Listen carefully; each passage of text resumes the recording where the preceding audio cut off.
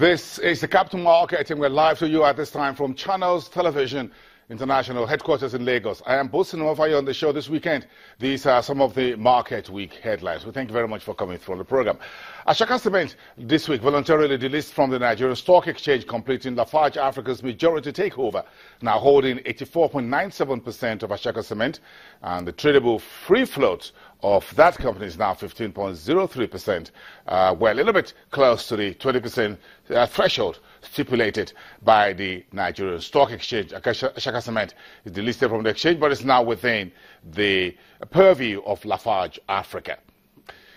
Meantime, in the week, the Bureau of Public Enterprises hints that the federal government may offload up to 20% of its shares in the petrochemical sector on the Nigerian Stock Exchange, and that's as Buhari's administration plans to kick off the administration's privatization program. No company has been named, nor any deadline set for this to take place, but of course the market was already revved up with that news during the week that we may see 20% of government's holdings in some petrochemical companies in which government has interest listed on the market. Meantime, Nigeria's second largest brewer, Guinness, secures the SEC and the Stock Exchange approval to offer 39.7 billion naira rights issue to existing shareholders.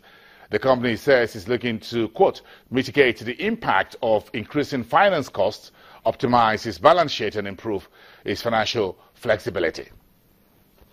And Tuesday was a very big day for the Chartered Institute of Stockbrokers in Abuja. The Senate Vice Chairman in charge of capital market, Festus Oguba, says a bill seeking to expand the scope of operations of the Chartered Institute of Stockbrokers will soon be passed. The bill has since passed 2 readings. We get Oluwaseyi, who is the president of the CIS, in the studios within the 30 minutes programming. Meantime, market talk continued to rev up on the likely listing of MTN Nigeria on the stock exchange, however, via a digital subscription process. And what that means is that there will be no paper subscription document printed for investors. It will be online subscription. How will it work? That's something you need to hold on and find out when this is rolled out. The company official says regulators and the stakeholders are now being engaged on the process to list MTN, and what they said will be the biggest IPO on the African continent. Meantime, the chief executive of Airtel, Mr. Agusaya, outlines the challenges of telecommunications bearing their listing on the local stock markets. That's part of the discussions at the CIS 2017 National Workshop. Sheyabi, we expect him to touch up a bit on some of this. Look at the markets for the week we just finished. 1.99% in the first week of July. That was quite a negative way to start. We lost the 33,000 index level. The market cap, 11.187 trillion. In terms of volume, you can see the numbers and the naira value where the market finished off on Friday. Less than 20,000 transactions. The most actively traded sectors, of course, as you will expect, was the financial services, led in the main by the banks, almost 1 billion shares, accounting for about 85% of the total transactions in the week. The conglomerates was about 110 million in total number of shares, and the consumer goods bringing a third position, about 63 million ordinary shares. Take a quick look at the weekly sectoral analysis of the main indices on the market. The NSE All-Share Index, what you call the composite index, was about 2% in the red. At the NSE 30, of course, you expect that to follow the bigger index basket. That was deeper by 2.55%. Then you have the banks. Of course, so when you look at the NSE 30 and you look at the banking sector, negative 2.22, you understand where. And you have their cousins, the insurance. However, 1.10%, sidestepping the banking sector decline in the week. Consumer goods made a very whopping 4.03% negative closing. The oil and gas, 1.75% in the red, and a very gentle 0.2% gain for the industrial goods, where you have the big boys like Dangote Cement, Lafarge Africa, CCNN, and the rest of them.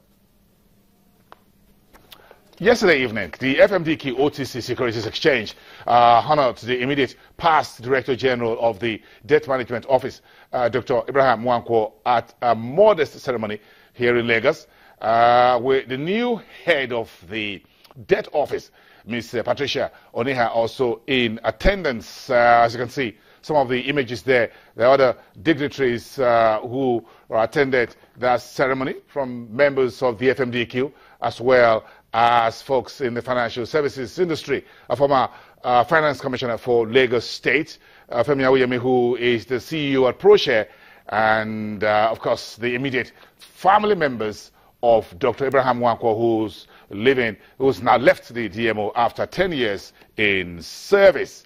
So, part of the evening, despite the heavy downpour in Lagos, we're just a bit of a cozy in there in a very little room, was the chit-chat between Bola Onodele Koko, who is the Managing Director and Chief Executive Officer of FMDQ OTC Securities Exchange. Of course, you understand why this is important, because the FMDQ is the home for the biggest chunk of Nigeria's debts instruments being traded. This is the chit-chat between them, relieving some of the years and experiences of Abraham Nwankwo as the head of the DMO, with Bola Onodele Koko doing the asking of the questions, and Dr. Nwankwo the one answering those questions. Working in the public sector, how interesting? What are the prospects? What are the challenges? Villa meeting, and then the high points for you. Whatever achievements we made at the DMO was